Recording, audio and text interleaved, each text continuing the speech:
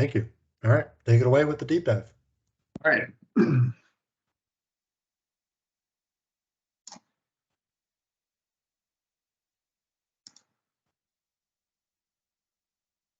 right, so the Historian Management Console has been improved. So it's this all driven to the AVEVA design standards. You can now see all the status of your historian just like the other could, but the the whole iconization and everything is all based on this whole AVEVA design standards. There are some cool new stuff that's now in here. So one of them is the engineering units catalog. So the engineering units catalog has a whole list of engineering units. The historian comes with probably 600 engineering units that have been defined here. A whole bunch of different stuff based on different categorization. So there's the way this kind of works is there's a dimension, and then there's the system that the unit is a member of, and then there's the canonical unit that represents, and then so these things basically say that you can add your own to this if you wish, and what it's giving you is a whole bunch of things, like here's the formal symbol that you're going to use, here's the basic one, here's the name of that. It can be a very English name. What dimension is it going to be a member of? Which category of dimensions? What system is it going to be a member of? Is it going to be the SI system or the US system or the UK system or whatever? And how you're going to convert to and from this unit from the base unit, as well as a time base of the unit. So the unit is something per second or something per minute or something, whatever. This allows the historian to properly integrate that signal over time and give you a proper conversion from a rate to a quantity. And then it gives a little test thing down here to test it. So it's kind of good just on a basis to look at come down here to a temperature. Right, if you want to look at how Fahrenheit is converted, right, we can look at that. It's going to warn you that you don't change this because this is one of the but we're going to go in here and just look so you can learn how these things are done. So you can see where the constants are and what they are and how that's all factored in to do the conversion. So unit of measures now are all built into here, and your unit of measure is case sensitive. So for instance, lowercase milliliters could be different than uppercase M liters. So it is case sensitive. It's important to, if you want to use this, to choose the right unit of measure to put on your tag definition, especially when you're in the IDE and begin to define a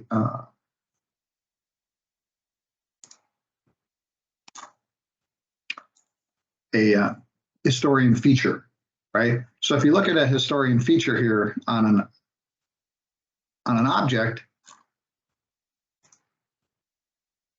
we have our PV of our PID loop, and one of the things that exists down here in the historian feature is there's a couple things that are kind of ignored somewhat, is interpolation type. So you can use what's called system default, which means it will treat floats and doubles as linear, and it will treat integers as stair-step, which may not be what you want. So it's important to look at this because this really determines by default how the tag is interpreted when you plot it. And so in the case of like a set point you want to be stair-step because you don't want it doesn't linearly go from the time you last changed it to the time it is now. The change was a very explicit stair-step change, and so you really want to set your interpolation types correctly so that people looking at these values don't have to know to change them, because you can change them once they're in the trend or the client tools, but then you got to go through that effort of I'll call brute strength and awkwardness to actually make the change. If you configure them correctly up front, then they'll just by default go into that right setting. The other one is, all like in this thing, all data is stored on delta, right? So there's a delta for the value deadband here. This forced storage period is so that in some industries, there's a requirement that data be saved regardless of change on a frequency. And so that's what that forced storage period is. It's in milliseconds, and you can say every 15,000 milliseconds, which would be every 15 seconds, I want to force a value to be saved. And that's all that really is doing, is to comply with some of those regulatory things.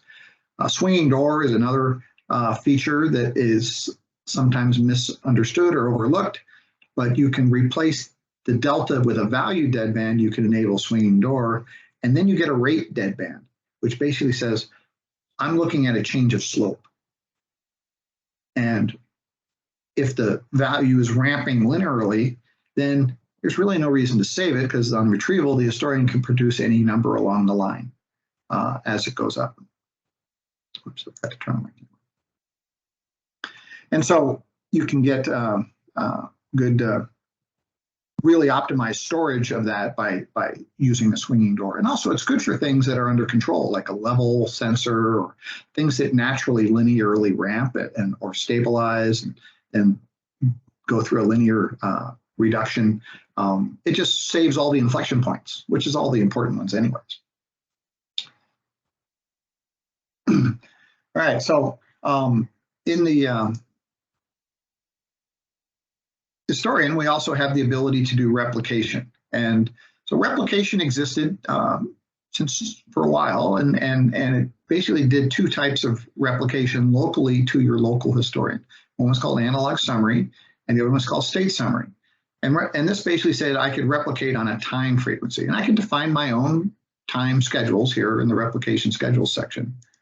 But I could also then just use one of the pre-existing, there's 6 that come with the product. And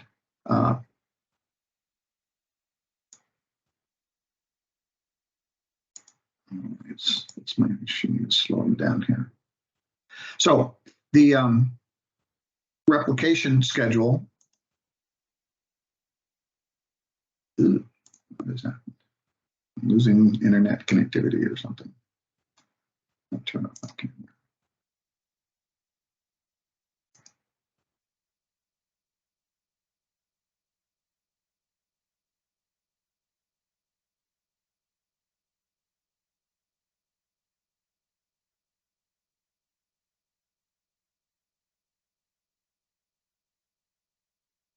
There we go. Sorry, I had dialog box open. And so the replication schedule was on a time basis, right? And so auto summary was generated to automate that for you so that I could use the same tag name and it would automatically switch from full fidelity data to auto summarized data, depending on the length of my query. All right, so if we go into the query tool now, the query tool has been enhanced to do a lot of different things. One of them is it now will do alarm summary queries. And so it writes the SQL for this. So as you can see, sometimes these SQLs more than just a simple select, but you can do things like average alarm rate on an hourly basis, most frequent alarms per hour, pinpointing where alarms occur, the average time to clear an alarm on a severity basis, the average time to clear an alarm on a user basis. You got somebody who takes a long time or whatever, you can address that. And so this data will come out and give you a retrieval of all this information on alarms. You can also do an alarm history query here now. And before that would look at, in the old, this has now been, it will now look at the alarm in the data blocks. So if you look at the SQL, this is coming from the events table. Whereas, before you'd look at the A2 alarm DB or WW alarm DB or something like that. And that was the SQL version of this table. So the events is where alarms should be stored now with the alarms in the history blocks. And so this then goes and grabs all those alarms out of there and gives you a good SQL statement to begin to use to if you want to put alarms into, say, AVEVA reports for operations or anything like that. Gives you a good way of writing that SQL statement. So one of the key things of the historian is transformation of information into of this data that it collects into an information. So one of the mechanisms that are available is analog statistics. And so analog statistics basically allow us to, let's just grab a bunch of our flows here. And now this will give us data on all these analog values. And it will give us a minimum and a maximum and an average. You can have the start time and the end time added into this. You can get the first, the last, the percent good. How many values are actually stored back there that go into that statistic? So here, if I look at this over the time range that we have, which is the last 4 hours, or we can make it say the last hour, there's 7,193 records over that hour for this value. And if I'm building a dashboard or something like that, I don't have any place to put that many values. And so there's no point in sending that data into my client. And analog statistics does all this analysis on the server side and just sends us these records. In this case, we're just sending over 19 records, right? Instead of sending in thousands and thousands of records into my client and have it doing this summarization. So analog statistics really gives us a way to server-side process the data and send huge amounts of information. And you can get, very long retrieval times here happen very, very quickly because all the data is analyzed server-side and it's not trying to send thousands and thousands or millions of records into your client. So this works great for analogs. You can choose all kinds of columns such as maximum, minimum, when they occurred at, first, last, different stuff. Resolution, that's the time period that time range represents in milliseconds, and all kinds of interesting things. But it's not going to work on it's not going to give you anything meaningful for a string or an integer or a boolean or something like that. So to support that, we have what's known as state statistics.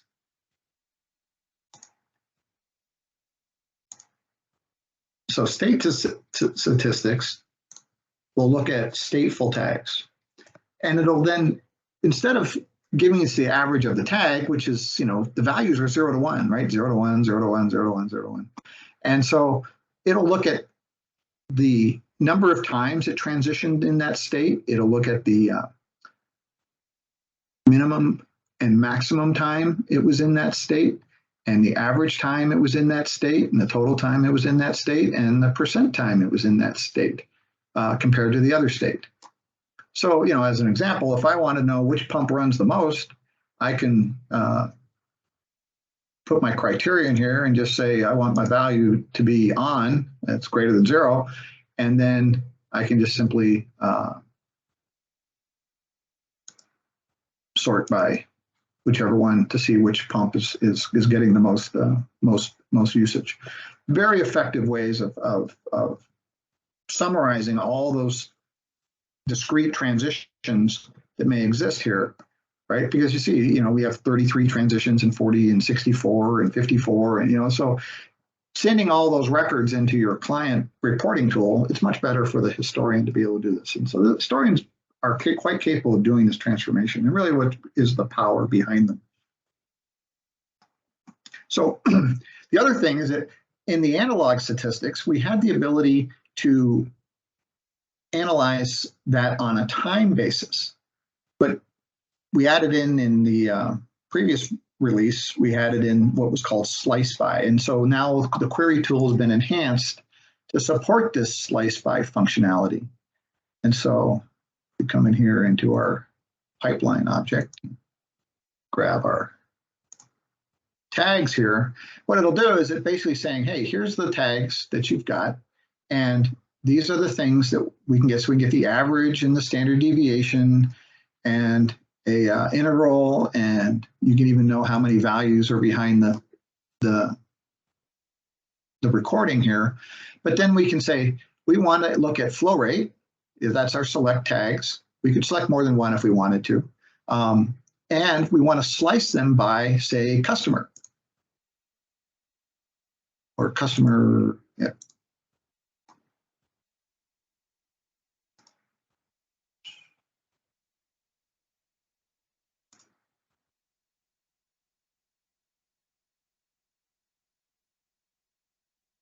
I don't know why this is not working too. Flow rate, pipeline, customer name, customer. Yeah. What's the error, Mike? So what's the same? Executing query conversion failed while converting the MCAR customer name to data type int. Oh, let's not do that. Here, let's go back out of this. Come back in.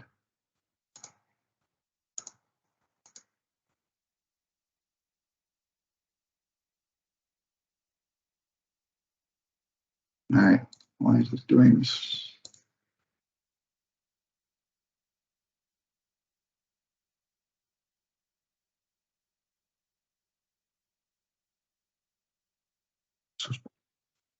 Live demos are always fun.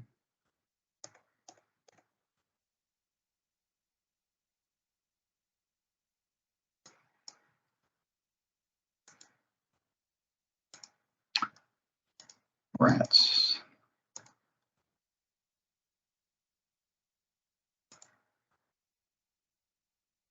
There's something going on here. Some dialog box is open somewhere.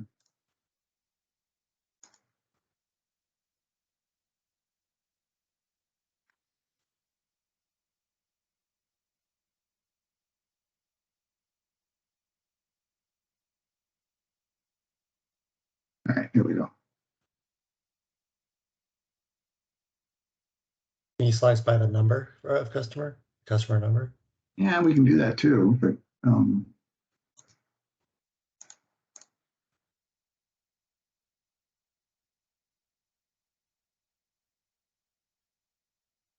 yeah, I mean, that's the other.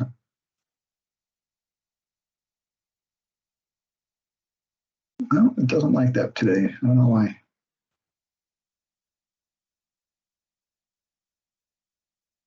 Is the tag defined as an integer and it's got string? No, it's defined as a string. Yeah, it's a string. You can see this here. Yeah. Okay. Why is it, I just did this right before we were it worked fine. Customer.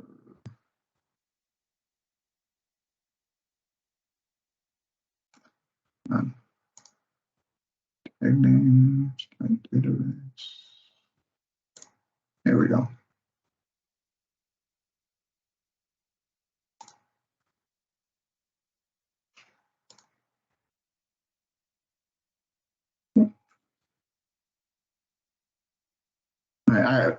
Sorry guys, I screwed up something, but basically it would do like the same thing as doing here for customer number. It would do by customer name and give us an average flow, a standard deviation of their flow. You can ask it for an integral of that flow rate. How much did that customer use? Provide that instead of slicing by time, it's slicing by whenever the tag name customer changed. The number changes at the same time the name changes. Put that in there for a different purpose. But it just provides that instead of having to know when the customer used the pipeline from X time to Y time, it automatically figures it out based on change of the tag. And slice by is a very powerful functionality. But this just writes the code for you, right? So down here, it's really the key is it had this slice by line added. Oh, I know why. Still got that criteria in there. There we go. That's the problem. That's the problem. Yep. There we go. So now you have customers showing when they use the pipeline and how much they used it by. You could add an aggregated, further group this by, or do something else in the SQL statement to summarize this even more. So, so we move to our Historian client web.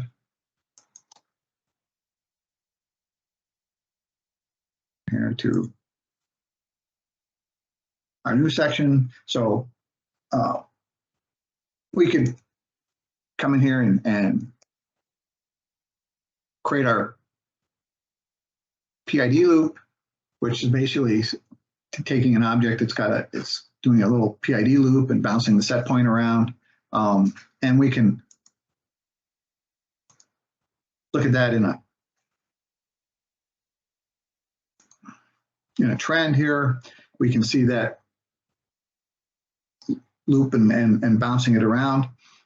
So now we want to create that expression here and we want to basically go to our function, and we want to say, and since we just want to look at absolute error, the first thing we do is start off with absolute.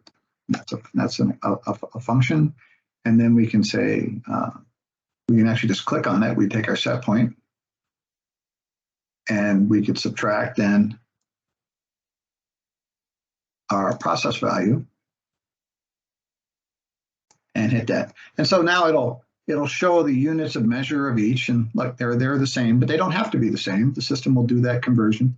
And so now we have our process error down here, right? And we can go in here and change that, and we could say this is going to be control error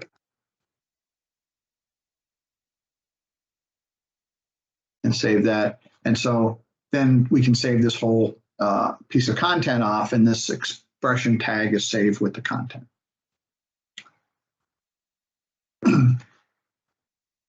Now, we could all do other types of expressions. All right, so if we went in here and you come in here and we can do expressions with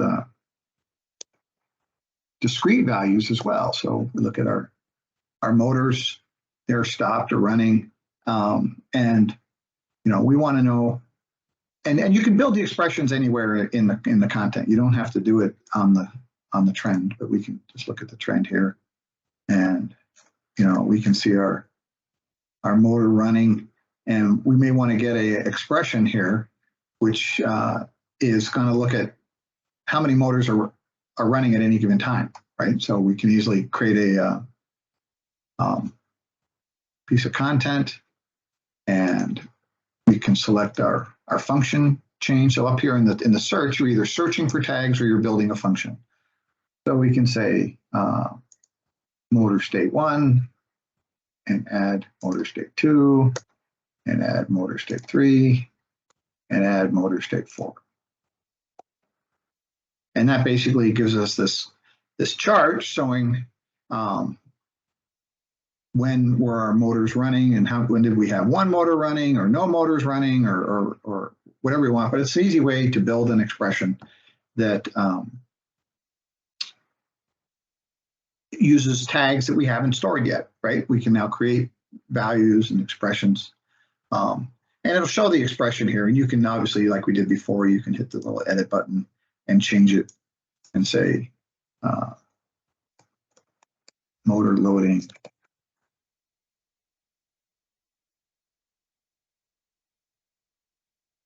Let's look at that. Now, one thing you'll notice here is that all the tags going into here were discretes. And so the expression takes that stair-step nature of all the values going in and applies that same stair-step nature to the resulting analog value now, because the resultant is no longer discrete, it's a number, so it applies that instead of giving a linear line, it shows the discrete state transitions, which is really probably what you wanted instead of versus just a linear line. And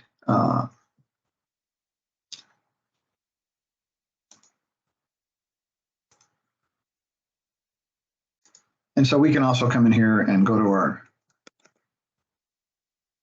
pipeline object and add those guys in. And then we have our customer number and our customer name and the flow rate. And then we see trends of that, and we can see how many changes have happened and when the customer changed last minute, 8 minutes ago. And now we can go in here and look at a column chart, and we can then, we're showing the averages per hour, and we can change that to be per event. And then it picks up our customer name automatically as the one event type tag that's in our collection of tags that we put on this comment. And so now we can see, say over the last hour, what were the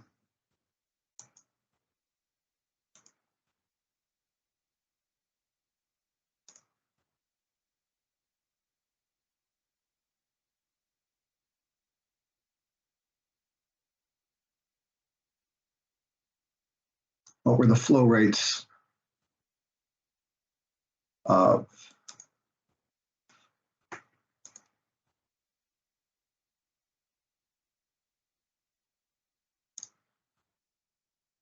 our customers per a pipeline on a customer changing basis.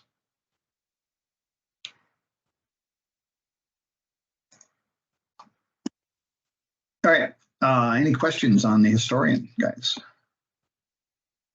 I think, Mike, there's one last question, and if it's might take a little bit complicated answer, we can respond at a later time. But Sarah's asking about so being able to, instead of browsing for the ad hoc trend, but be able to have kind of a button or a click functionality to display an ad hoc trend within an InTouch application. So with maybe like one of the trend clients embedded, or maybe the query tool, something like that. Would that be possible using like maybe exposed.NET properties or something like that? Yeah, I mean, well, so if you have the if you're taking the trend client control and put that into an InTouch, say, environment, that exposes all the properties and methods that exist on the trend. And one of those is add tag. So you can programmatically add a tag to a trend if you want. You can also have it, follow, if you're in the OMI framework, trends can follow context and be able to say, like, if I'm looking at this asset, it then says how many tags is that writing to the historian, and then automatically will put the first 10 of those tags onto a trend. But you can override all that and programmatically take control of that at any time by accessing the controls, methods, and properties. Thanks.